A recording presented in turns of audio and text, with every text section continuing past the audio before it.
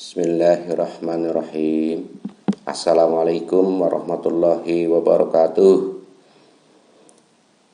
Alhamdulillahirabbil alamin. Wa bihi nasta'in ala umuri dunya waddin. Wassalatu wassalam ala asrafil anbiya'i wal mursalin wa ala alihi wa sahbihi ajma'in. Allahumma sholli ala Muhammad wa ala ali Muhammad. Amma ba'd. Saudara-saudara yang saya hormati, para pemirsa yang berbahagia,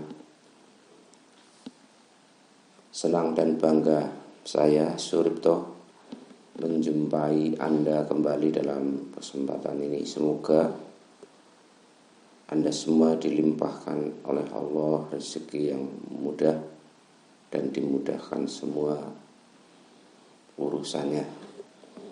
Selanjutnya, kesempatan ini saya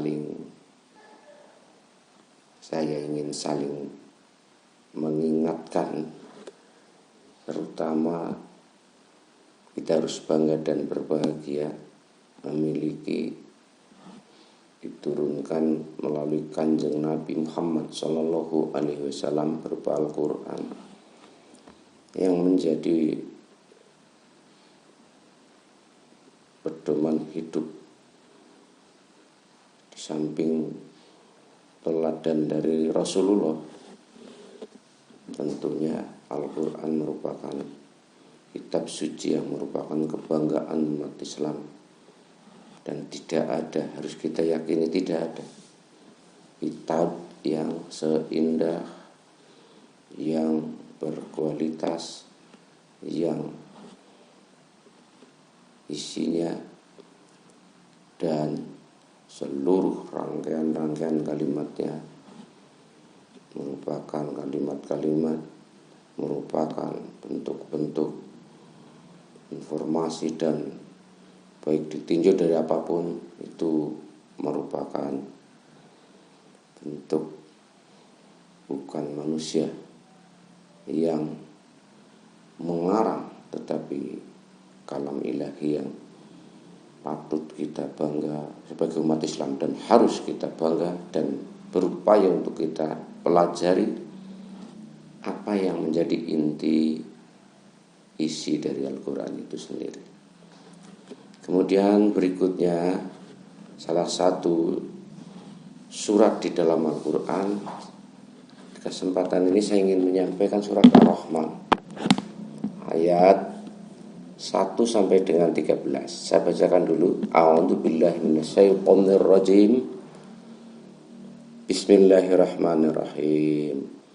Ar-Rahman 'allamal Qur'an, khalaqal insan, Allamahul bayan,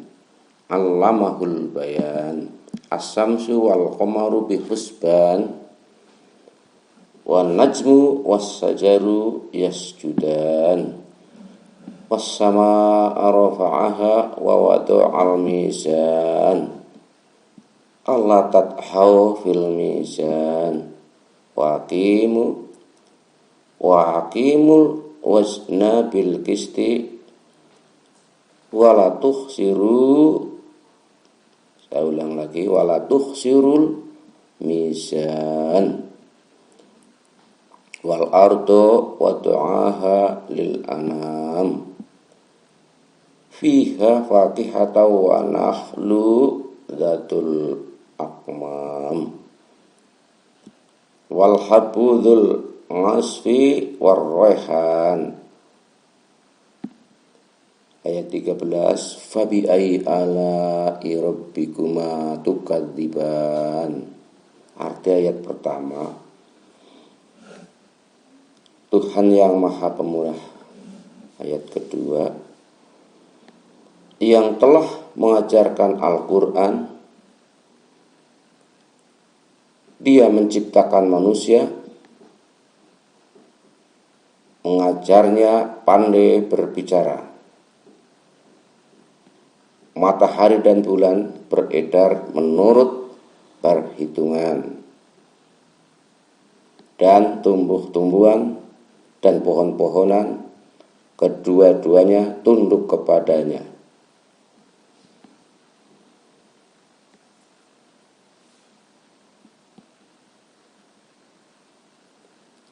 Berikutnya, dan Allah telah meninggikan langit dan Dia meletakkan neraca agar kamu jangan melampaui batas tentang neraca itu. Dan tegakkanlah timbangan itu dengan adil, dan janganlah kamu mengurangi neraca itu. Dan Allah telah meratakan bumi untuk makhluknya. Dan bumi itu ada buah-buahan dan pohon kurma yang mempunyai kelopak mayang. Ayat 12, dan biji-bijian yang berkulit dan bunga-bunga yang harum baunya. Ayat 13, maka nikmat Tuhan kamu yang manakah yang kamu dustakan? Dalam surat Ar-Rahman ayat ke-13, fabi ayyi ala'i rabbikuma tukadziban. Kalimat yang sama seperti itu diulang sampai dengan 32 kali kalau tidak salah menghitung. Jadi hal yang sangat penting tetapi dilupakan oleh manusia karena saking sayangnya manusia. Allah saking sayangnya terhadap manusia. Kelewat sayangnya maka tidak pernah bosan Allah mengingatkan untuk mensyukuri nikmat Allah. Ayo, nikmat mana lagi yang akan kamu dustakan? Diingatkan, barang yang penting dilupakan oleh manusia yaitu nikmat Allah antara lain. Barang yang penting tapi banyak dilupakan oleh Allah. Salat 5 waktu. Barang penting, dahsyat, luar biasa mengerikan, tapi banyak dilupakan oleh manusia. Contoh tentang hari kiamat, hari akhir juga sangat banyak disebut, diingatkan di dalam Al-Quran karena barang yang sangat penting. Seperti itu dahsyatnya, seperti itu pentingnya tentang kiamat. Seperti itu kok manusia dengan enak, santai, tidak menyiapkan diri tentang menghadapi hari kiamat di akhirat kelak, ada akhirat kelak. Ini maksud Allah jika mengulang-ulang di dalam Al-Quran itu adalah tanda yang sangat penting tapi sangat dilupakan. Yang mestinya dikerjakan terus-menerus tapi dilupakan terus-menerus juga oleh manusia, sehingga diingatkan. Saudara-saudara yang saya banggakan, inti tema besar dalam Al-Quran surat Ar-Rahman itu ada 5. 1, Allah mengajarkan Al-Quran, yaitu tentang Al-Quran temanya. Tentang Al-Quran. Yang kedua, tentang Allah, tentang penciptaan Allah. Yang ketiga, orang-orang yang digiring masuk nerakanya Allah. Yang keempat adalah orang-orang yang masuk surga kelas biasa. Dan kelima juga orang-orang yang masuk surga kelas VIP atau kelas elit atau kelas yang sangat luar biasa. Tema besarnya itu di dalam surat Ar-Rahman. Maka mari kita pelajari untuk apalagi kalau kita hubungan dengan bulan ini, kebetulan bulan Ramadan, di mana bulan Ramadan itu bulan yang tempat menurunkan Al-Quran. Untuk kita hubungkan di situ, kita pelajari isi Al-Quran. Untuk selanjutnya kita petakan ya. Belajar Al-Quran itu memang kita petakan. Mungkin begini, mungkin sebuah saran saja atau type. Tahun ini menarget surat Ar-Rahman. Tahun depan menghafal surat misalnya Al-Muluk, misalnya surat Jadid, tetapi secara khusus dan detail, sehingga kita akan sistematis dalam belajar Al-Quran serta sedikit menguasai memahami tentang Al-Quran.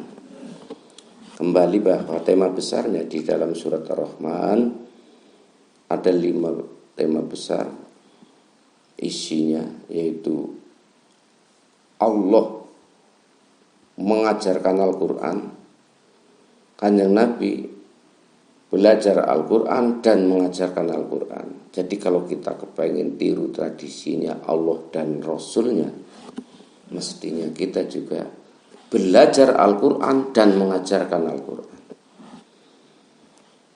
Ar-Rahman yang Maha Penyayang.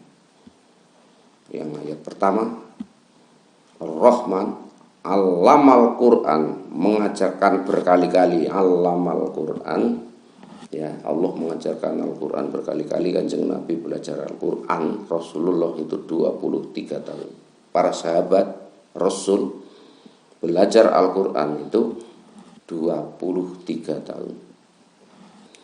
Nah, sekaligus saya sarankan, jika kita belajar surat Ar-Rahman, maka disarankan juga belajar surat Waqiah, karena ibaratnya ini adalah suami istri. Surat Ar-Rahman, surat Waqiah, hanya dibalik isi temanya itu sama persis, tapi dibalik untuk nomor 1 di surat Ar-Rahman, untuk nomor 5 di surat Waqiah, untuk nomor 4 di surat Ar-Rahman, untuk nomor 2 di surat Waqiah. Kemudian untuk nomor 3 sama-sama, isinya sama-sama. Yaitu kembali lagi, kalau di surat Ar-Rahman berarti yang pertama tentang Al-Quran, yang kedua tentang khalqullah atau penciptaan Allah, yang ketiga tentang orang-orang yang masuk neraka, kemudian yang keempat orang-orang yang masuk surga biasa, kemudian yang kelima orang-orang yang masuk surga kelas VIP atau kelas luar biasa. Dalam hal ini disebutkan di Quran, orang yang masuk surga yang luar biasa, golongan ini sedikit di akhir zaman.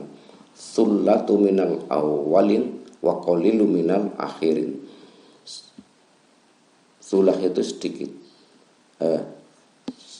mohon maaf, sulah itu banyak, qalilun sedikit. Jadi orang-orang dulu, sullatu minal awwalin, banyak orang-orang dulu yang masuk surga kelas luar biasa karena imannya masih luar biasa. Kemudian qalilun minal akhirin, sedikit di zaman akhir yang masuk surga luar biasa, surga yang luar biasa maksud saya. Jadi mari kita belajar Al-Quran, terutama di surat Ar-Rahman, di dalam hubungannya di bulan Ramadan, memang turunnya di bulan Ramadan. Insya Allah kita akan dirahmati. Sekali lagi rumusnya, belajar Al-Quran, jangan sombong. Mungkin di benak hati, saya sudah bisa tentang surat Fatihah, saya sudah bisa tentang surat Waqiah. No, setiap kita belajar Al-Quran pasti akan mendapatkan sesuatu ilmu yang baru, yang semacam ibarat sumur ditimba, itu gak pernah kelihatan. Ini Quran dipelajari sama seperti sumur yang ditimba, gak pernah kelihatan airnya berkurang. Tapi makin kita pelajari Al-Quran, makin kita tambah luas ilmu dan wawasannya karena bimbingan Allah Subhanahu wa taala, dan memperkuat ketajaman perasaan hati serta mempercerdas pemikiran kita. Dampak dari belajar Al-Quran insya Allah itu adanya. Saya kira itu sekedar mengingatkan dari saya, Suripto, ya.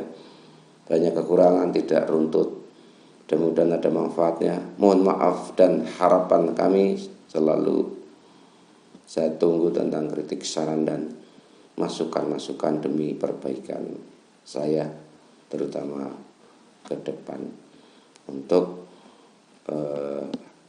menjumpai Anda di berikut-berikut kesempatan. Ini yang saya sampaikan. Mohon maaf sekali lagi dan terima kasih atas perhatiannya. Saya Suripto, channel di Kecamatan Sadang ini yang paling sederhana. Mohon maaf sekali lagi. Wassalamualaikum warahmatullahi wabarakatuh.